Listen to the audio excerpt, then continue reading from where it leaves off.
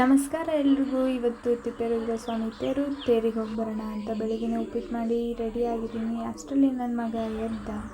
ಅವನ ಸಮಾಧಾನ ಮಾಡೋದಕ್ಕೆ ಅಂತ ಒಂದೆರಡು ನಿಮಿಷ ಹೊರಗಡೆ ಕರ್ಕೊಂಡೋಗಿ ಬಂದೆ.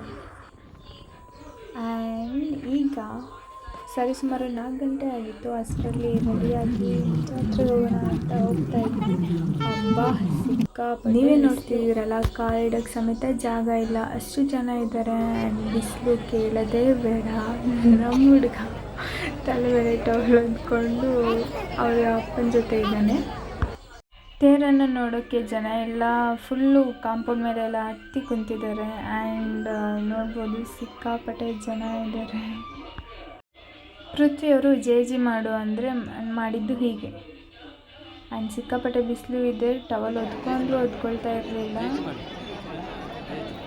ನಮಸ್ಕಾರ ಮಾಡ್ತಾಯಿದ್ರು. ತೇರನ್ನೇ ನೋಡ್ತಾಯಿದ್ರು. ಅಂತೂ ಇಂತೂ ತೇರು ಮುಂದೆ ಬಂತು. ದೇವರ ದರ್ಶನ ಮಾಡಿಕೊಂಡು ನಾವು ತೇರಿಗೆ ಬಾಳೆಹಣ್ಣು ಹಚ್ಚಿತು. ದೇವರಿಗೆ ನಮಸ್ಕರಿಸಿ ನಾವು ಸಣ್ಣವರಿದ್ದಾಗ ಈ ರೀತಿ ತಂದೆ ಹೆಗ್ಲು ಮೇಲೆ ಕೂತು ತೇರನ್ನು ನೋಡ್ತಿದ್ವಿ ಅಲ್ಲ, ಅವನು ಸಹ ಅವ್ರ ತಂದೆ ಹೆಗ್ಲು ಮೇಲೆ ಕೂತ್ಕೊಂಡು ತೇರು ನೋಡ್ತಾ ಎಂಜಾಯ್ ಮಾಡ್ತಾ ಇದ್ದಾನೆ. ತೇರು ನೋಡ್ಕೊಂಡು ಹಾಗೆ ಹೊರಟ್ವಿ. ನಮ್ಮ ಮನೆಯವರು ಕಬ್ಬಿನಲ್ಲಿ ಕೊಡಿಸ್ತೀನಿ ಅಂತ ಕಬ್ಬಿನಲ್ಲಿ ಕುಡಿಸಿ ನನ್ನ ಮಗ ಕಬ್ಬಿನಲ್ಲಿ ಕುಡಿತಾ ಇದ್ದಾನೆ. ಪಾರ್ಕಿಂಗ್ ಸ್ಲಾಟಲ್ಲಿ ಬೈಕ್ ಬಿಟ್ಟಿದ್ರು, ಅಲ್ಲಿಂದ ಬೈಕ್ ತೊಗೊಂಬರ್ತೀನಿ ಅಂತ ಹೋದರು. ಆ್ಯಂಡ್ ಈಗ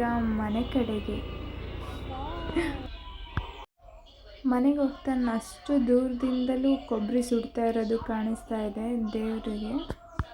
ಆ್ಯಂಡ್ ನೋಡ್ಬೋದು ಎಷ್ಟು ಜನ ಬಂದಿದ್ದಾರೆ ಜಾತ್ರೆ. ಆ್ಯಂಡ್ ಎಷ್ಟು ಜನ ಕೊಬ್ಬರಿ ಸುಡ್ತಾ ಇದ್ದಾರೆ, ತಮ್ಮ ಭಕ್ತಿಯನ್ನು ಅರ್ಪಿಸಿದ್ದಾರೆ ಅಂತ ನೋಡ್ಬೋದು. Thank you so much for watching.